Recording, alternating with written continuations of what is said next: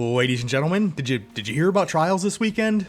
Yeah, basically everyone under the sun has made a video about it. Long story short, Trials is now much more accessible and the loot is much easier to obtain. And the general feel about these changes around the community seems to be overwhelmingly positive. And I do share in this opinion. Trials right now is much better off than it was. But rather than a broad sweeping overview about all of the changes and how they've all felt, I wanted to look at a smaller piece of the pie. One specific demographic. The solo players. More specifically, your average solo players. In case you haven't noticed, most, not all, but most, YouTube content creators or Twitch streamers, especially the ones who've carved a name out for themselves around the PvP aspects of Destiny 2, are pretty darn good at the game. But me, I'm in the position where I can share a different perspective. I've always felt like my skill level fell more near the middle of the player base. Maybe a little better than that on a given day, but I couldn't hold a candle to guys like Frostbolt, True Vanguard, Walla, or any of your other top PvP players.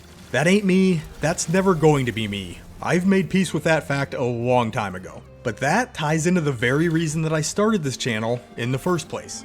I wanted to do and show and explain things from a layman's point of view. To tell the story while standing on the stairs, not looking down from the top of the tower. And ultimately to help people out who were searching for answers. And I may have gotten a bit off topic, but I thought it was important to set the narrative and fully explain my framework so that I could give this video a little more context. In Trials this past weekend, my goal was to capture a sense of the solo experience for a less adept player, which, let me tell you, I accomplished pretty well. I'm decent in 6v6 objective-based game modes, but 3v3 elimination has really never been my thing. Not that I can't be a contributing player, but the game mode is definitely not my strong suit. I spent the better part of my Saturday in Trials getting to 7 wins, and walked away with a wide variety of emotions. They basically range from blood-curdling frustration to pure joy and excitement. But what's really nice about Trials currently is the fact that it rewards you for your time. In the past, the rewards that got handed out were determined by skill, and skill alone. Except for that one weekly item that could be obtained by jumping off the map for a few matches.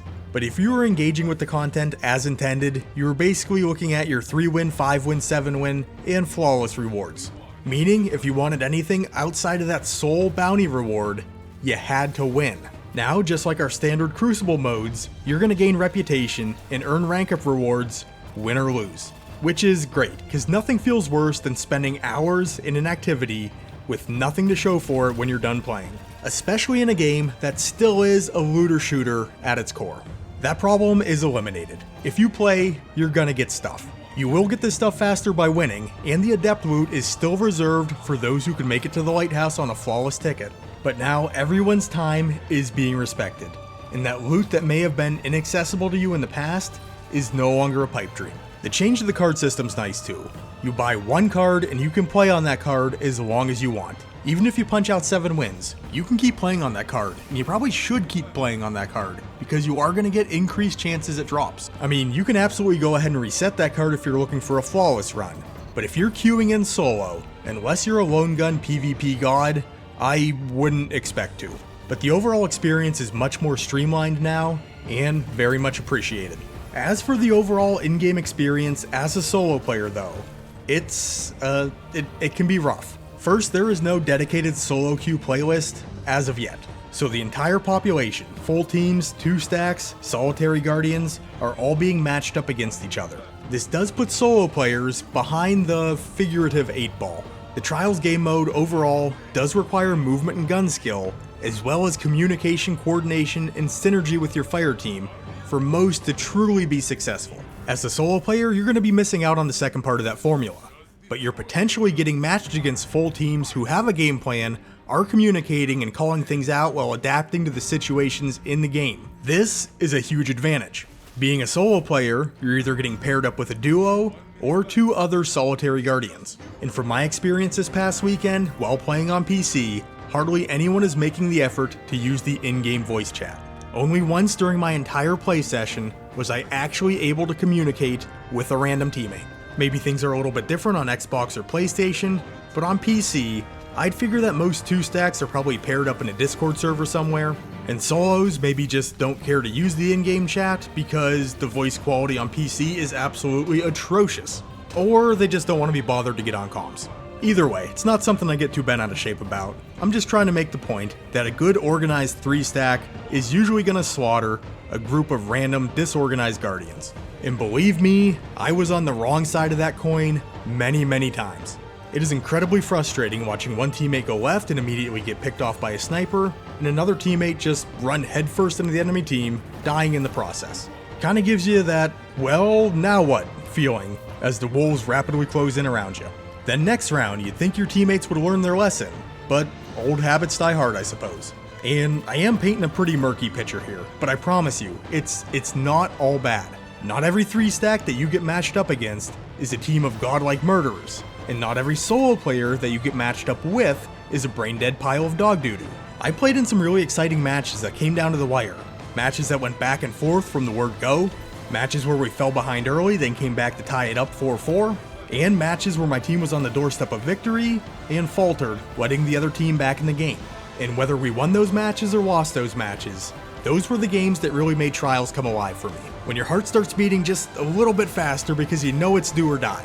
And even though none of these games held any real significance, it wasn't like I was ever banging on the doors of the lighthouse or anything, but in the moment, they felt important to me. And I think it's these tense situations and do or die scenarios that captured everyone's attention and drew so many people into the game mode back in Destiny 1. And with the recently implemented changes, that undoubtedly increased the player population of Trials. It feels like we might be at least headed in the right direction to getting back to that point. Will Trials of Osiris ever get back to being the wildly popular phenomenon that it was back in Destiny 1? I don't know. Maybe, maybe not. We'll have to wait and see.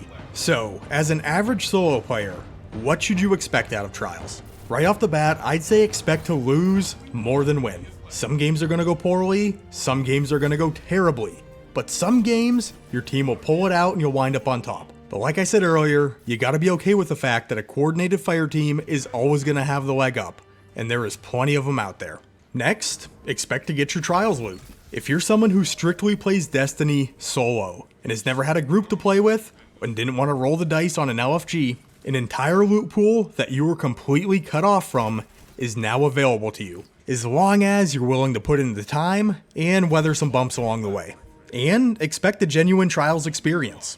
I was curious to see how all the tweaks and changes would affect the game mode, and would Trials still feel like Trials? It feels like Trials without the big detracting negatives. The game mode had gained a reputation of being a super sweaty, unfun activity full of cheaters and account recovs. And while some people still love the previous iteration of Trials, if left in that state, the game mode was probably gonna die. Again, people were choosing to party up and jump off the map, rather than engaging with the game mode. And I think that speaks volumes. Now Trials still is hard, especially when strolling in solo, but it's supposed to be hard. An activity being difficult is perfectly fine. It's supposed to be difficult, but now it's just been made more accessible than it's ever been, allowing all players to at least get something for participating, while still giving those who are good enough to go flawless the best loot. And I'm going to be very curious to take a look at the engagement numbers over the past weekend, because I'd have to assume that the population for Trials exploded, and it's hard to argue against that being good for the game mode, or the game as a whole. But if you did enjoy this video, please remember to leave it a like and consider subscribing to the Ironworker Gaming channel for more Destiny 2 content in the near future. If you'd like to contact me, Ironworker814 on Twitter, join our channel Discord, the link is in the description, or comment down below and I will do my best to get back to you. And with all that being said, I'd like to thank you for taking the time out of your day to check out this video. You guys are awesome, and I will catch you on the next one.